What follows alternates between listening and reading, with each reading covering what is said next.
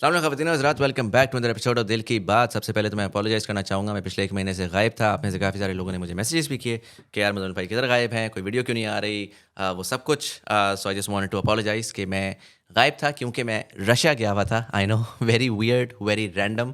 आजकल के ज़माने में कौन रशिया जाता है, कंसिडरिंग कि वहाँ पे सैंक्शंस भी लगी हुई हैं, हालात भी ख़राब हैं। बट उसके बारे में आपको डिटेल बताऊँगा इस वीडियो में, मैं क्यों था वहाँ पर, क्या मैंने वहाँ पे जाके सीखा। But just wanted to let you know कि आई एम बैक, और जो हमारी रेगुलर प्रोग्रामिंग है मंडे, वेडनेसडे, फ्राइडे की, वो इंशाल्लाह इस वीडियो के साथ अब शुरू हो जाएगी। रशिया में गया हुआ था क्योंकि वहाँ पर हो रहा था वर्ल्ड यूथ फेस्टिवल, जो कि एक बहुत बड़े स्केल का एक इवेंट था, जिसमें तकरीबन 20,000 लोग पूरी दुनिया से आए हुए थे। और वहाँ पर उस इवेंट के ऊपर सिमल्टेनियसली कॉन्सर्ट्स भी हो रहे थे, आर्ट एंड कल्चर की एग्जीबिशंस भी हो रही थी, talks, workshops, competitions. It was just crazy. मैं डिटेल में आपको उसके बारे में बताता हूँ। सो मुझे इस इवेंट के बारे में दिसंबर में पता लगा, जब मैंने इनकी वेबसाइट देखी, पता लगा कि यार इसमें आप अप्लाई कर सकते हैं। अगर आप सिलेक्ट हो गए तो एक फुली फंडेड ट्रिप आपको मिलेगा, जिसमें आपको कोई खर्चा नहीं करना पड़ेगा। टिकटिंग, स्टेइंग, अकोमोडेशन, खाना पीना, सब कुछ उनके सर का दर्द होगा। और मैं पर्सनली बहुत इंटरेस्टेड था रशिया को समझने के लिए, क्योंकि रशिया जो है वो बचपन से अब तक हमने बस हॉलीवुड में देखा है। हमें पता है कि यार वो वोडका पीते हैं और वो ड्रंक होते हैं और वो गने चलाते हैं और बड़े अजीब व गरीब किस्म के लोग होते हैं। तो एक तो ये कि जब मैं दुबई मूव हुआ तो यहाँ पर मुझे बहुत ज़्यादा रशियन से मिलने का मौका मिला, क्योंकि यहाँ पे रशियंस भी काफ़ी सारे उस टाइम पे मूव हुए थे after the Ukraine war. And I found the Russians that I met here to be very very different than what I had experienced in movies. So मैं ऑलरेडी बड़ा इंट्रीग था कि अगर फिल्मों ने मुझे रशियन लोगों को गलत दिखाया है तो रशियन कल्चर, रशियन सोसाइटी कैसी होगी, स्पेशली बिकॉज वही स्टेरियोटाइप्स उस सोसाइटी के बारे में एग्जिस्ट करते हैं कि वहाँ पे सैंक्शंस लगी हुई हैं, हालात बड़े ख़राब हैं, वो लोग कम्युनिस्ट थे एक ज़माने में, वो बड़े गरीब हैं, उनका तो सर्वाइव करना बिल्कुल मुश्किल हुआ है। एटलीस्ट वेस्टर्न मीडिया आपको यही बताता है, और साथ ही आपको ये भी बताता है कि यार वहाँ तो बड़ा जो है ना स्ट्रिक्ट किस्म का माहौल है, और वहाँ इंटेलिजेंस आपके सर पे होती है, और आपको कोई राइट नहीं है कुछ भी बोलने का, और फ्रीडम बहुत कर्टेल्ड है। सो आई वाज लाइक यार, इन अ कंट्री जहाँ पर सैंक्शंस लगी हुई हैं, जहाँ पे फ्रीडम कर्टेल्ड है, जहाँ पर उनके हालात बहुत ख़राब हैं, वो लोग 20,000 लोगों को पूरी दुनिया से बुलाकर क्या करेंगे। So it was very intriguing. मैंने सोचा मैं चलो अप्लाई कर देते हैं, अप्लाई करने में क्या हर्ज है। अल्लाह करना ऐसा हुआ कि फरवरी में पता लगा कि जी मैं सेलेक्ट हो गया हूँ। और मेरे साथ तकरीबन 200 और पाकिस्तानी सेलेक्ट हुए इसके अंदर। और फिर 29 फरवरी को हम सब फ्लाई करके गए सोची, जो कि उनका साउथ वेस्टर्न साइड के ऊपर एक शहर है, which is considered their most warmest शहर। अब रशिया को समझें कि Russia is an extremely cold country. It's the largest country in the world, but it's also one of the coldest region in the world. मैं Moscow में था, या एक और मैं जगह पे गया खबरोस्क में, जहाँ पर -20 डिग्री रात को होता था। मतलब अगर आप रात को बाहर निकलें और आपने ग्लव्स श्लव्स ना पहने हो तो आपके हाथ जमना शुरू हो जाते थे और बहुत पेनफुल होता था। उस एनवायरनमेंट में Sochi was there least coldest, like the warmest city, जहाँ पर रात को मैक्सिमम मार्च के महीने में रात को जो है वो -1 -2 हो रहा था, इससे ज़्यादा ठंडा नहीं हो रहा था। It was still cold, like Pakistan में इस्लामाबाद में जैसा दिसंबर में होता है वैसी ठंड थी, कुछ बहुत ज़्यादा नहीं थी। खैर हम सोची पहुँचे वहाँ पर, हमारे साथ साथ पूरी दुनिया से, लाइक आई मैंशनड कि 10,000 लोग पूरी दुनिया से आए हुए थे, 10,000 लोग रशिया से आए हुए थे। वो तमाम लोग भी इकट्ठे हुए इस शहर में, और फिर 1 से लेकर 7 मार्च तक ये फेस्टिवल हुआ। फेस्टिवल इटसेल्फ जो है वो हर 5 साल बाद होता है। लास्ट टाइम 2017 में हुआ था, सोची में ही हुआ था। उसमें तकरीबन 190 कंट्री से लोग आए हुए थे। इस बार चूंकि जंग चल रही है, वेस्ट से फटा चल रहा है रशिया का, तो जो वेस्टर्न अलाइड कंट्रीज़ हैं, यानी कि वेस्टर्न यूरोप हो गया, नॉर्थ अमेरिका हो गया, ऑस्ट्रेलिया हो गया, ये कंट्रीज़ नहीं थी। सो तकरीबन 140 कंट्रीज़ के नुमाइंदे या यूथ नुमाइंदे वहाँ पर आए हुए थे, जिसमें से पाकिस्तान से 200 लोग थे, ब्राज़ील से 300 लोग थे, अर्जेंटीना से 250 लोग थे, चाइना, इंडिया से बहुत बड़ी डेलीगेशंस आई हुई थी, इसी तरह 300-350 लोगों की, और amongst many many other countries. Africa से बहुत सारे लोग थे, साउथ अमेरिका, पैसिफिक एशिया। बहुत इंटरेस्टिंग था, बिकॉज नॉर्मली जब आप कॉन्फ्रेंसेस पे जाते हैं, इवेंट्स पे जाते हैं, पर्टिकुलरली इस स्केल के इवेंट पे जाते हैं, तो आपको फोर फ्रंट पे मिलते हैं फर्स्ट वर्ल्ड कंट्रीज़ या डेवलप्ड कंट्रीज़ के लोग। ऑस्ट्रेलिया, अमेरिका, जर्मनी, इसके लोग सामने सामने होते हैं। इनका कॉन्फिडेंस भी डिफरेंट होता है। ये लोग एक स्केल ही फ़र्क होता है। इस बार क्या हुआ कि चूंकि ये सारे थे नहीं, ज़्यादा ग्लोबल साउथ इकट्ठी हुई हुई थी, तो आपको नज़र आया कि यहाँ के लोग जो हैं वो फोर फ्रंट पे हैं, वो आपको सामने नज़र आ रहे हैं, उनसे आप इंटरेक्ट कर रहे हैं, उनका कॉन्फिडेंस ऑन अनदर लेवल है। तो वो बड़ा इंटरेस्टिंग था कि पूरी ग्लोबल साउथ, पूरा जो डेवलपिंग वर्ल्ड है, वो इकट्ठा हुआ हुआ था। and they were talking about science, technology, collaboration, the new world order, the world order that will emerge अगर अमेरिका की हेजेमनी खत्म हो इन अ वेरी सेटल वे। यानी कि ये नहीं होता कि सब बैठे हुए और बैठे कह रहे हैं कि यार यू नो व्हाट, ये अमेरिकन बड़े बुरे हैं। उन्होंने ज़्यादा बात भी नहीं की अमेरिकन के बारे में। उन्होंने बात की कि हम यूथफुल हैं, हम ग्रो कर रहे हैं, हमारे अंदर एनर्जीज हैं, हम कैसे कोलैबोरेट करके साइंस, एजुकेशन, टेक्नोलॉजी के अंदर दुनिया को बदल सकते हैं। So it's very interesting what the Russian government has created in lieu of this platform called the world youth festival. यहाँ पर मैं एक शाउट आउट देना चाहूँगा फ्यूचर टीम पाकिस्तान को, मैं उनकी लिंक भी डाल दूंगा नीचे। ये लोग ऑफिशियल पार्टनर्स हैं वर्ल्ड यूथ फेस्टिवल के। Not just world youth festival, basically Russia में बहुत सारे डिफरेंट इवेंट्स होते हैं, उन तमाम इवेंट्स को ये लोग रिप्रेजेंट करते हैं और इन्होंने पूरा ये मैनेज किया हुआ था हमारे एंड के ऊपर। रशियन गवर्नमेंट ने पे किया हुआ था लेकिन मैनेजमेंट सारी इनकी थी। इन्होंने सारा कोऑर्डिनेट किया, ग्रुप्स बनाए, हमें वहाँ पे फैसिलिटेट किया। So shout out to them, they did a phenomenal job. Again ये सारा एक्सपीरियंस मैंने डे टू डे कैप्चर किया हुआ है, मेरे इंस्टाग्राम पे आएगा इन अ कपल ऑफ वीक्स। तो अगर आपने देखना है कि विजुअली कैसा था, एक्सपीरियंस क्या था, व्हाट ऑल वेंट डाउन, वो सारा का सारा उसमें आएगा on my Instagram. You can check that out later. और अगर आप इंटरेस्टेड हैं कि आपने रशिया डिस्कवर करना है और आने वाले वक्त में कोई इवेंट होता है या कोई फेस्टिवल होता है या कोई कॉन्फ्रेंस होती है, उस पर जाने की अपॉर्चुनिटी चाहिए, तो फ्यूचर टीम पाकिस्तान को चेकआउट कर लें, उनकी लिंक नीचे है। वो सारा पब्लिश करते रहते हैं जो भी नई चीज़ आ रही है, so you can check them out as well. But थोड़ा सा ओवरव्यू की बात कर लेते हैं। जो पहले 7-8 दिन थे जब मैं इस फेस्टिवल पे था, तो मैंने क्या वहाँ पे सीखा, क्या मैंने अंडरस्टैंड किया। पहली चीज़ जो मैंने अंडरस्टैंड की वो मुझे फ्लेवर मिला दुनिया का, कि 10 साल बाद की दुनिया कैसे होगी। मुझे पता है कि पाकिस्तान में ज़्यादातर लोग जब देख रहे होते हैं, दुनिया को एनालाइज कर रहे होते हैं, तो उनका वही फ्रेमवर्क होता है जो कि उन्होंने देखा है, जो कि उनका रिसेंट हिस्ट्री में उनको नजर आया है कि जी अमेरिका जो है वो ग्लोबल सुपर पावर है। अमेरिका आता है और अमेरिका बताता है दुनिया कैसी होनी चाहिए है, डेमोक्रेसी होनी चाहिए, फ्री वर्ल्ड होना चाहिए है। उनका अपना एक रूल्स बेस्ड ऑर्डर है और अगर आप उससे नहीं इत्तेफाक करेंगे तो फिर आप इराक की तरह या लिबिया की तरह या सीरिया की तरह फुड़का दिए जाएंगे। तो ये एक अंडरस्टैंडिंग है और उसी अंडरस्टैंडिंग पे हम चलते हैं और हम उससे लेफ्ट राइट ज़्यादा सोचते नहीं हैं। बट इस फेस्टिवल पे जाके जब मैंने इंटरेक्ट किया विद ब्राज़ीलियंस, जब मैंने इंटरेक्ट किया विद अर्जेंटीनियंस, जब मैंने इंटरेक्ट किया विद चाइनीज़ एंड अफ्रीकन्स, वहाँ मुझे रियलाइजेशन हुई कि यार एक तो पहली बात जो हमारा पाकिस्तानियों का particularly but overall English speaking दुनिया का जो फ्रेमवर्क है ना, जिसमें हम सिर्फ इंग्लिश स्पीकिंग दुनिया को देखते हैं, इंग्लिश स्पीकिंग मीडिया को कंज्यूम करते हैं, इंग्लिश स्पीकिंग न्यूज़ को सुनते हैं, तो हमें लगता है कि दुनिया बस यही है और इसी में जो हो रहा है वो हो रहा है। हालांकि वहाँ पर मैंने देखा कि रशियन स्पीकिंग दुनिया कितनी बड़ी है। मतलब सिर्फ रशिया नहीं है, पूरा सेंट्रल एशिया, जितनी भी आपकी ये सेंट्रल एशियन स्टेट्स हैं जो द स्टान्स कहलाते हैं, कजाकिस्तान, ताजिकिस्तान, किर्गिस्तान, ये तमाम वहाँ पर रशियन स्पीकिंग है। जो आपका ईस्टर्न यूरोप है, Belarus, Serbia, Slovenia, Moldova, Romania, ये तमाम ममालिक के जो लोग आए हुए थे ये भी रशियन बोल रहे थे। और चूंकि लैंग्वेज एक बहुत इंपॉर्टेंट टूल होती है, वो लोगों को बाइंड टुगेदर करती है, वो एक कनेक्ट ड्रॉ करती है, तो उसमें देख के आपको ये रियलाइज़ हुआ कि यार ये पूरा एक बहुत बड़ा रीजन है, इसकी बहुत बड़ी इकोनॉमी है और ये because of their same language they're collaborating, they're doing interesting things.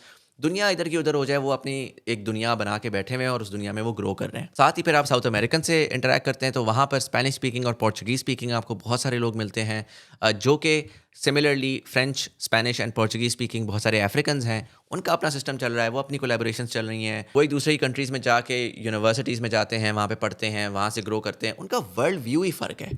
और जब आप इन लोगों से बात करते हैं और उनसे पूछते हैं कि यार आप लोगों की दुनिया में क्या चल रहा है, आप लोग फ्यूचर को कैसे देख रहे हैं, तब आपको समझ आता है कि ना सिर्फ दुनिया बहुत रैपिडली बदल रही है, बल्कि जो फ्यूचर ऑफ द वर्ल्ड है वो यूरोप, अमेरिका या ऐसी कंट्रीज़, जापान हो गया, ऐसी कंट्रीज़ जहाँ के लोग बुढ़े हो चुके हैं और वो मरने वाले हो रहे हैं, वो डिफ़ाइन नहीं करेंगे। Future of the world define होगा यूथ से, जो प्रेवलेंट है साउथ अमेरिका में, जो प्रेवलेंट है अफ्रीका में, जो प्रेवलेंट है साउथ एशिया में। और यूथ की थॉट प्रोसेस है कि वो किस चीज़ को राइट एंड रॉन्ग समझती है, उनको क्या लगता है कि आने वाली दुनिया कैसी होनी चाहिए। और इस चीज़ को रशियंस ने बहुत स्मार्टली समझा। अगेन ये इवेंट अगर कोई मुझसे पूछे ऑब्जेक्टिवली कि था क्या, basically it was a soft power exercise. Russia जो है वो ग्लोबल साउथ को कंसोलिडेट कर रहा था, वो सबको इकट्ठा कर रहा था और एक प्लेटफॉर्म पे लेकर आ रहा था। तो बेसिकली उन्होंने किया ये कि पूरी दुनिया से जो यूथ लीडर्स हैं, जो कि ऐसे लोग हैं, और सिर्फ मीडिया वाले नहीं, मतलब मैं और मेरे इर्द गिर्द बहुत थोड़े ऐसे थे जो इन्फ्लुएंसर्स हो गए या मीडिया के लोग हो गए जो कि वहाँ पर गए हुए थे। ज़्यादा जो लोग थे वो बिजनेस के थे, वो लॉयर्स थे, वो पॉलिटिकल एक्टिविस्ट्स थे, डिफरेंट इंडस्ट्री के लोग थे, डिफरेंट थॉट लीडर्स थे, जिनको उन्होंने बुलाया। उन्होंने एक्सपीरियंस कराया रशिया, रशियन कल्चर, बट ना सिर्फ रशिया बल्कि उन्होंने ग्लोबल साउथ के नैरेटिव को सेलिब्रेट किया और उठाया। What do I mean by global south का narrative? देखें, as Pakistanis, as Muslims, as Asians, and then as people who live in the third world, there are certain things जो कि हम feel करते हैं, लेकिन in a Eurocentric world से मुराद ये है कि in a world जो कि अमेरिका और वेस्ट चलाता है, उसमें बहुत सारी चीज़ें जो कि ना या तो हम ओपनली बोल नहीं सकते या बोलते हुए डरते हैं, या हम सोचते भी हैं तो हमें लगता है यार ये शायद कंजर्वेटिव सोच है, ये दकियानूसी सोच है, ये हमें नहीं सोचना चाहिए। वहाँ पर ये थॉट्स ना सिर्फ बोली जा रही थी बल्कि ओपनली सेलिब्रेट की जा रही थी। फॉर एग्जाम्पल वहाँ पर उन्होंने एक पूरा दिन सेलिब्रेट किया, for example on the importance of family. अब फैमिली एक ऐसी चीज़ है जो कि इनहेरेंटली ग्लोबल साउथ और ईस्टर्न वैल्यू है, कि यहाँ पर हम जो है बहुत ज़्यादा आपस में ख़ानदान बहुत जुड़े हुए होते हैं, एक दूसरे के अंदर अमल दखल होता है, एक दूसरे की चीज़ों के अंदर बहुत ज़्यादा पार्टिसिपेट कर रहे होते हैं, जो कि काफ़ी दफ़ा अनोइंग भी हो जाता है। लेकिन ये इनहेरेंटली एक ईस्टर्न वैल्यू है। वेस्ट के अंदर मोस्टली इंडिविजुअलिज्म प्रैक्टिस किया जाता है। वहाँ पे हर कोई जो है वो बहुत ज़्यादा अपनी स्पेस रखता है और दूसरे से स्पेस एक्सपेक्ट करता है और दूसरे को भी स्पेस देता है। ठीक है, उनके रहने का ये स्टाइल है। बट समहाउ ये जो उनके रहने का स्टाइल है वो हमें कॉन्स्टेंटली सबकॉन्शियसली बताया गया कि was the more developed style of living, was the more advanced style of living. And somehow again ये बड़ा सबकॉन्शियस है, बट हमारे यहाँ हम जब अपने स्टाइल ऑफ लिविंग को देखते हैं तो हम कहते हैं यार ये क्या प्रिमिटिव है, कंजर्वेटिव है, दकियानूसी है। तो जब वहाँ पर फैमिली और फैमिली वैल्यूज़ की बात हुई तो बड़ा अच्छा लगा। सिर्फ हमें अच्छा नहीं लगा, साउथ अमेरिकन को बड़ा अच्छा लगा, अफ्रीकन को बड़ा अच्छा लगा। फिर इसी तरीके से वहाँ पर जो है वो आप फ्री फ़लस्तीन के नारे लग रहे थे पूरे फेस्टिवल के ऊपर। फ़लस्तीन की पूरी रिप्रेजेंटेशन आई हुई थी। इसराइल से लोग जो अरब्स को उन्होंने सेलेक्ट किया था उनको उन्होंने फ़लस्तीन के बैनर के अंडर वहाँ पर बुलाया, जो कि अगेन बड़ा इंटरेस्टिंग था और एक ऐसी चीज़ थी जो कि इस वक्त in a very very turbulent time पूरे ग्लोबल साउथ को इकट्ठा करके रखी हुई है। फिर वहाँ पे जब मैंने लोगों से डिस्कशंस की और जो डिफरेंट कंट्री से आए हुए थे तो मुझे कॉन्स्टेंटली ये सुनने को मिल रहा था कि लोग तंग आए हुए हैं with the prevailing world order, जो कि अमेरिकन लेड है, जो कि अनफेयर है, जहाँ पर कॉन्फ्लिक्ट बहुत ज़्यादा है, जहाँ पर peace and development and collaboration की बात नहीं हो रही, जहाँ पर सिर्फ और सिर्फ जो है वो ग्लोबल साउथ अनफॉर्चुनेटली गरीब है और उसको गुर्बत से निकलने के मौके नहीं दिए जा रहे, उसको डेवलपमेंट की इक्वल अपॉर्चुनिटी नहीं दी जा रही। तो उसका एहसास जो था वो बड़ा वाइडली मुझे लोगों में नज़र आया, जो कि बहुत इंटरेस्टिंग था। अगेन इसके अंदर आपको जो ब्रिक्स है, अगर आप लोग उसको फॉलो कर रहे हैं, जिसमें Brazil, Russia, India, China, south Africa और फिर ब्रिक्स प्लस भी आ गया है जिसमें Saudi Arab, Iran and I think Argentina भी पार्टिसिपेंट्स हैं। उसकी इंपॉर्टेंस का आपको एहसास होता है, जिसके बारे में मैं मजीद आगे बात करूंगा in another video. But that was the world youth festival, जहां पर डिफरेंट टॉक्स थी, डिफरेंट इवेंट्स थे, डिफरेंट वर्कशॉप्स थी और ओवरऑल एक सेलिब्रेशन थी नौजवानों की, एक सेलिब्रेशन थी ग्लोबल साउथ की, एक इंटरेस्टिंग प्लेटफॉर्म था जहां पर लोग इकट्ठे होकर अपने आइडिया शेयर कर रहे थे, नेटवर्किंग कर रहे थे और साथ साथ बहुत एक्सटेंसिवली रशियन कल्चर को एक्सप्लोर कर रहे थे। अच्छा, 20,000 लोगों को तो उन्होंने 1 मार्च से 7 मार्च तक इकट्ठा किया हुआ था, बट उन 20,000 में से 2,000 लोगों को उन्होंने फर्दर आगे रशिया में रखा और उन्होंने कहा कि हम आपको किसी डिफरेंट डिफरेंट इलाके में लेकर जाएंगे, जिसमें से मुझे वो लेकर गए खबरॉफ्स्क, जो कि बेसिकली बिल्कुल फार ईस्ट के अंदर जापान के बॉर्डर के साथ एक प्रोविंस है। उसके अंदर एक शहर है जिसमें वो मुझे लेकर गए, और ये आप अंदाज़ा लगाएं इतना दूर है और रशिया इतना बड़ा है कि जब मैं सोची में था और जब मैं मॉस्को में था तो जो मॉस्को और खबरॉफ्स्क है उसके दरमियान 8 घंटे का टाइम डिफरेंस था। मतलब एक ही कंट्री है और उसके दरमियान 8 घंटे का टाइम डिफरेंस। और इन टर्म्स ऑफ टेम्परेचर, जहाँ पे सोची में -1 था, तो खबरॉफ्स्क में तकरीबन -20 -25 के लगभग मिनिमम टेम्परेचर जाता था। दिन के वक्त भी वहाँ पर बर्फ़बारी हो रही है या आइस फ्रॉस्ट है, आप बाहर ज़्यादा देर टाइम गुजार नहीं सकते। ये जो सेकंड लेग थी ट्रिप की, इसको उन्होंने रीजनल प्रोग्राम का नाम दिया था, जिसमें बेसिकली इसका टोटल मकसद सिर्फ ये था कि आपने जाके रशिया को और रशियन कल्चर को एक्सप्लोर करना है और बहुत इंटीमेटली एक्सप्लोर करना है। मतलब आपको वो खबरॉफ्स्क एक बहुत छोटा सा रीजन है, बहुत अनडिस्कवर्ड सा रीजन है, जहाँ पर most likely I was one of the only Pakistanis who has ever been in that region, क्योंकि ये बिल्कुल डिस्कनेक्टेड है, बहुत दूर है। लेकिन डिस्कनेक्टेड होने के बावजूद जो मुझे चीज़ बहुत इंटरेस्टिंग लगी, मुझे लगा कि यार ये बिल्कुल दूर दराज का इलाका है, ये तो शायद हुंजा टाइप का होगा in terms of development, in terms of infrastructure. But sir वहाँ पर again like I said, Russia की development is on another level. ये कंट्री है जहाँ पे सैंक्शंस लगी हुई हैं, जहाँ पर अपेरेंटली उनका सोवियत टाइम के ऊपर उनको खाना नहीं होता था उनके पास और बहुत बुरे हालात थे।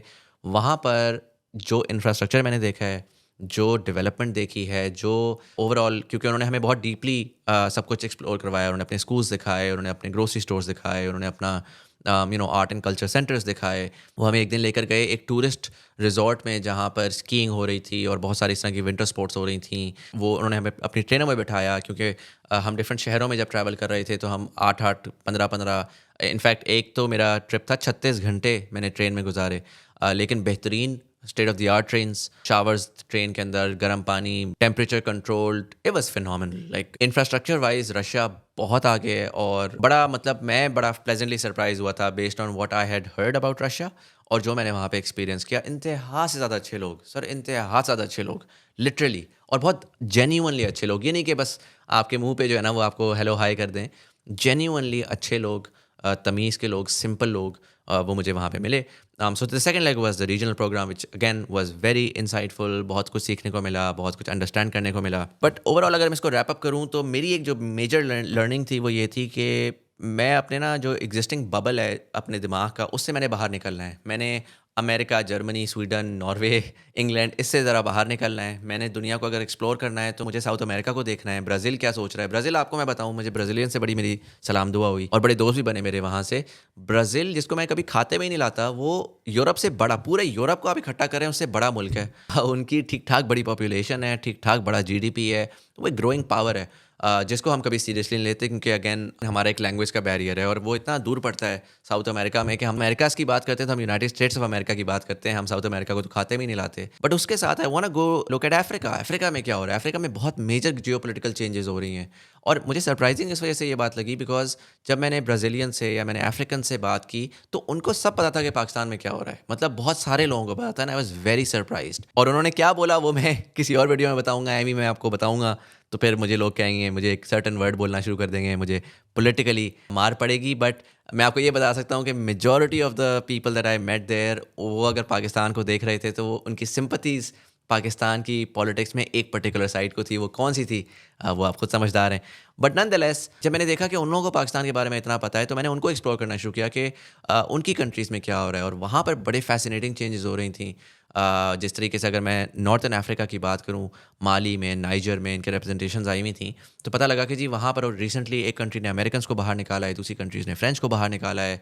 वो लोग जो है वो अब रिजेक्ट कर रहे हैं यूरोपियन कलोनियलिज्म को, और वो अपनी सॉवरेनिटी ले रहे हैं, और वहाँ पर रिजीम चेंजेस भी हो रही हैं, वहाँ पर एक सर्टन कंसोलिडेशन भी हो रही है, एक नए नए ब्लॉक्स भी बन रहे हैं। तो मुझे नज़र आया कि यार इस वक्त अगर मैंने प्रोजेक्ट करना है कि 10 साल बाद की दुनिया कैसी होगी, अगर मैंने समझना है कि पाकिस्तान 10 साल बाद का कैसे होगा, हम और सिर्फ जियो पॉलिटिक्स नहीं देखें, जियो पॉलिटिक्स की इंप्लीकेशन जियो इकोनॉमिक्स पे होती हैं, और जियो इकोनॉमिक्स की इंप्लीकेशन आपकी और मेरी डेली लाइफ्स पे होती हैं।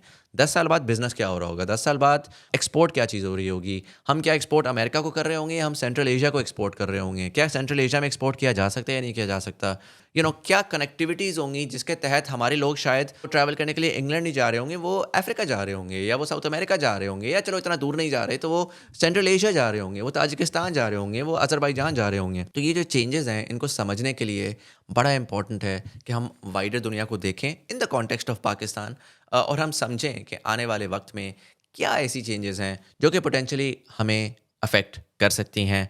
Which is why next Monday से तकरीबन कोई 6 या 8 एपिसोड्स की सीरीज़ मैं करूँगा exclusively on Jio politics, starting from the history के 1940s से लेके आज तक क्या ऐसे मेजर चेंजेस आए और उन चेंजेस ने पाकिस्तान को किस तरह इम्पैक्ट किया, और उन चेंजेस से सीख कर हम क्या प्रोजेक्ट कर सकते हैं कि आने वाले दिनों में क्या चेंजेस आ रहे हैं जिससे पाकिस्तान की सिमत पोटेंशियली अच्छे या बुरी तरफ बदल सकती है। अच्छा, जब मैं रशिया में था तो वहाँ पर मुझे डीएम आया 2-3 लोगों का। उन्होंने कहा आप रशिया पहुँच गए, वहाँ पे तो देखें जी वो तो जंग कर रहे हैं, वो कितने बड़े जालिम जाबिर लोग हैं, और बड़ा जो है ना यूक्रेन के साथ ज़्यादती हो रही है। तो पहला तो इसमें मेरी थॉट इसमें ये थी कि देखें, मुझे पर्सनली नहीं पता कि रशिया और यूक्रेन में क्या हो रहा है। ऑनेस्टली मुझे नहीं पता। क्यों? क्योंकि जो मुझे जनरली प्रिवेलिंग नैरेटिव मिल रहा है वो मुझे वेस्टर्न सोर्सेज से मिल रहा है, और मुझे पता है कि वेस्टर्न सोर्सेज जो हैं वो बहुत चूना लगाती हैं और बहुत आपको घोल मिला के चीज़ें बताती हैं। पर्टिकुलरली जब मैं इजराइल और पैलेस्टाइन के कॉन्फ्लिक्ट को देखता हूँ और मैं देखता हूँ कि वहाँ पर वेस्टर्न मीडिया उस कॉन्फ्लिक्ट को कैसे कवर कर रहा है। दूसरा, अगर मुझे रशियन साइड से कुछ ऑल्टरनेट पर्सपेक्टिव भी मिलता है तो वो भी रशियन पर्सपेक्टिव है, वो कोई न्यूट्रल पर्सपेक्टिव तो नहीं है। तो चीज़ों को जब आपने समझना है तो आपने in the thick of it जाना है और आपने समझना है, और उसका तरीका यही है कि जहाँ पे भी आपको एक्सेस मिल रहा है, वो मुझे आज रशिया में एक्सेस मिला, मैं रशिया चला गया, कल को मुझे यूरोप में एक्सेस मिलेगा, मैं यूरोप चला जाऊँगा, मुझे अमेरिका में एक्सेस मिलेगा, मैं अमेरिका जाऊँगा। मुझे वो तमाम जगहें जहाँ पर सीखने का मौका मिलता है वहाँ से जाके मैं सीखता हूँ। And so Russia was supremely insightful. मुझे ग्लोबल साउथ का नैरेटिव पता लगा, मुझे रशिया का नैरेटिव पता लगा, मुझे पता लगा कि यार जो दूसरा कैंप इमर्ज कर रहा है दुनिया का, उनकी क्या थॉट प्रोसेस हैं, उनके नारे क्या हैं, वो किन चीज़ों के पीछे पूरी दुनिया को इकट्ठा कर रहे हैं। और आने वाले दिनों में बहुत सारी चीज़ें जो मुझे आज सुनने को मिली हैं वो आपको वाइडली अब लेफ़्ट राइट सुनने को मिलेंगी। तो वो चीज़ें मैं अब बेहतर तरीके से ना सिर्फ कवर कर सकता हूँ, बल्कि उनको अंडरस्टैंड कर सकता हूँ और मैं आगे आप तक भी पहुँचा सकता हूँ। और ये बड़ा इंपॉर्टेंट होता है कि हम अपने आप को ना दड़बों में ना बंद करें। हमें अगर सीखने का अपॉर्च्युनिटी मिले, हाँ, ये ज़रूर है कि यार आप ब्रेन वॉश ना हो जाएँ, आप ब्लाइंड ना हो जाएँ, आप किसी के प्रोपेगेंडा में ना आ जाएँ और आप आँखें बंद ना कर लें। बट ये याद रखना ज़रूरी है कि प्रोपेगेंडा हर कोई करता है। हर कंट्री, हर पावर जो कि एक दुनिया में अपनी पोजीशन रखना चाहती है, वो प्रोपेगेंडा करती है। इसमें कोई पॉजिटिव या नेगेटिव बात नहीं है। आप अगर एज़ अ रियलिस्ट इस बात को समझ जाएँ, तो आपको समझ आ जाएगी। आपके अमेरिका के फुल प्राइड की जो फ्री की स्कॉलरशिप्स होती हैं, जिसमें वो कहते हैं कि यार आपके बच्चे आएँ और आके पढ़ें और पढ़ के उन्होंने 5 साल पाकिस्तान में रहना है। वो कोई अल्लाह वास्ते तो नहीं आपको दे रहे, वो भी सॉफ्ट पावर की एक्सरसाइज़ है। वो अपने कल्चर को एक्सपोर्ट करते हैं इसके तहत। वो आपको मेक श्योर करते हैं कि उन लोगों को लेकर आएँ और उनको अमेरिका दिखाएँ और अमेरिका का ऐसा एक्सपीरियंस कराएँ जिसमें वो अमेरिका के फैन्स होके वापस जाएँ and they become the leading pro America voices in Pakistan और anywhere else in the world. ये बड़ी नॉर्मल सी बात है, ये पूरी दुनिया करती है। अगर रशिया मैं यूक्रेन वॉर की वजह से ना जाऊँ, तो मैं क्या फिर अमेरिका जाना छोड़ दूँ कि यार अमेरिका जो है वो पूरी दुनिया में जंगें करता फिरता है? तो ज़ुल्म और ज़्यादती आई फील लाइक हर कोई करता है। मैं personally as an objective student I would like to go in to any place जहाँ पर लर्निंग की अपॉर्चुनिटी है। इसी ब्रेथ में I am going to Balochistan as well, क्योंकि मुझे लगता है कि पाकिस्तान का फ्यूचर जो है वो बलूचिस्तान से बहुत ज़्यादा इंटरलिंक्ड है, इंक्रीजिंगली इंटरलिंक्ड है। पिछले 75 साल में हमने बलूचिस्तान को बहुत ज़्यादा इग्नोर किया। हमने बलूचिस्तान से बस गैस निकाली और ज़्यादा उसको खाते में नहीं लेकर आए। उसके बहुत सारे रीजंस हो सकते हैं। Maybe I do a detailed video on why Balochistan is the way that it is. आने वाले वक्त में इकोनॉमिक्स में, पॉलिटिक्स में बलूचिस्तान का एक बहुत अहम किरदार होगा, जिसके लिए मैं अगले महीने जा रहा हूँ। आई will be spending around 2 to 3 weeks in Balochistan and I will be understanding कि वहाँ पर अपॉर्चुनिटीज़ क्या हैं, वहाँ पर थ्रेट्स क्या हैं, वहाँ पर सिक्योरिटी के क्या मसाइल हैं और वहाँ का इकोसिस्टम ओवरऑल है कैसा। So I hope to learn from there as well and I hope to share that same learning with you guys as well. But anyways, यहाँ पर मैं इस वीडियो को खत्म करता हूँ। This was largely just an update video, क्योंकि मैं गायब था तो मैंने सोचा मैं आके आप लोगों से बात कर लूँ, आपको बता दूँ कि मैं किधर था, क्या मेरा एक्सपीरियंस रहा है और थोड़ा सा आपको आने वाले वक्त के बारे में बता दूं कि अगली 6-8-10 वीडियोस किस तरफ होंगी, किस डायरेक्शन में होंगी और वो वीडियोस क्यों इंपॉर्टेंट है। पर्टिकुलरली जियोपॉलिटिक्स, आप अगर पाकिस्तानी हैं, आप कह रहे हैं यार ये क्या हमें बता रहे हैं अमेरिका और रशिया के फड्डे और चाइना के मसले, तो आप समझ लें कि मैं सिर्फ और सिर्फ इस वजह से आपको बता रहा हूँ क्योंकि पाकिस्तान पे इम्पैक्ट इन तमाम चीज़ों का होगा, आपकी ज़िंदगियों पे इम्पैक्ट इन तमाम चीज़ों का होगा। आप आने वाले वक्त में पैसे किस तरह कमाएंगे, आप बिजनेस क्या करेंगे, आपके बच्चे किधर पढ़ने जाएंगे, आपका कल्चर, आपकी सोसाइटी, हर चीज़ इम्पैक्ट करती है बेस्ड ऑन कि दुनिया का वर्ल्ड ऑर्डर क्या है, दुनिया में जो बड़ा बाबू है वो कौन है आजकल, दुनिया के हालात कैसे हैं, वो तमाम चीज़ें इम्पैक्ट करती हैं। So we gonna go dive deep into that starting next Monday, जिसमें मंडे और वेंसडेज़ को मेरी ये वाली एपिसोड्स आ रही होंगी और फ्राइडेज़ को ओकेजनली, जैसा कि इस फ्राइडे को मैं एक एपिसोड निकाल रहा हूँ और फ्राइडेज़ को मैंने रखा हुआ है as more of an interactive day, a creative day. So उसमें जैसा कि आपको पता है कि टीबीटी अभी मैंने फिल वक्त पॉज किया हुआ है, मैं उसको री इमेजिन कर रहा हूँ, रीडिज़ाइन कर रहा हूँ और प्रॉबली आई वुड से कि सितंबर अक्टूबर तक मैं उसको रीलॉन्च करूँगा। अभी तो कोई सीन नहीं है, बट अगर दरमियान में कोई इंटरेस्टिंग कॉन्वर्जेसन आ रही है तो वो मैं रिकॉर्ड करके आई will B posting those on Fridays, जैसा कि इस फ्राइडे को एक इंटरेस्टिंग पॉडकास्ट है that I will be releasing. But उसी के साथ साथ जहाँ पर मेरे पास पॉडकास्ट नहीं होंगी वहाँ पर आई will be doing question and answers. So it will be a more interactive video with you guys, जहाँ पर आप मुझे कोई सवालात अगर आपके हैं तो आप मुझे भेज सकते हैं and I will be reading those and answering those in that video. So अगर आपके पास कोई सवाल है, चाहे वो इकोनॉमिक्स के ऊपर हो, पॉलिटिक्स के ऊपर हो, पॉलिटिक्स के ऊपर मार पड़ती है तो उसका देख लीजिएगा, बट जियो पॉलिटिक्स के ऊपर हो, दुनिया भर में क्या हो रहा है, या जनरली कोई भी आपका सवाल हो, पर्सनल कोई सवाल हो, मुझे आप ईमेल कर दें at thoughtbehindthings@gmail.com।